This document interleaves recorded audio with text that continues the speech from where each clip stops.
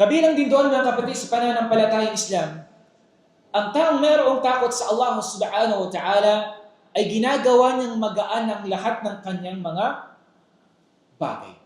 Lahat ng kanyang mga pinapasan, kanyang daladala, ay ginagawang magaan sa kanya ng Allah subhanahu wa ta'ala. Sinabi ng Allah, وَمَنْ يَتَّقِ اللَّهَ يَجْعَلْ لَهُ مِنْ أَمْرِهِ يُسْرًا.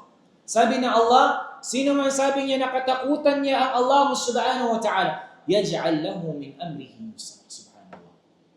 Gagawing magaan sa iyo ng Allah subhanahu wa ta'ala ang lahat ng mga bagay. Samantala, yung mga hindi natatakot sa Allah, hindi kinakatakutan ng Allah, hindi sinusunod ng Allah, hindi sinasagawa ang mga pinag-utos ng Allah, hindi iniiwasan ang mga pinagbabawal ng Allah, nagiging mabigat sa kanila yung lahat ng mga bagay. Ilan sa mga halimbawa noon kapag yung isang taong hindi natatakot sa Allah, kapag mayroon siyang problema, anong nangyayari sa kanya? Yung iba humahantong sa pagkitil ng buhay nila. Yung iba, mas dadaragdagan pa yung kasalanan nila sa Allah. Instead na sila ay matakot sa Allah, instead na mas dapat sa tuwing mayroong problema sila, mas inilalapit nila yung kanilang sarili sa Allah, anong nangyayari?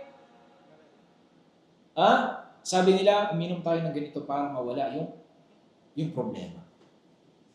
Mag-take tayo ng ganito para mawala yung problema. Pero ang totoo, mas dinadagdagan niya pa yung kanyang problema.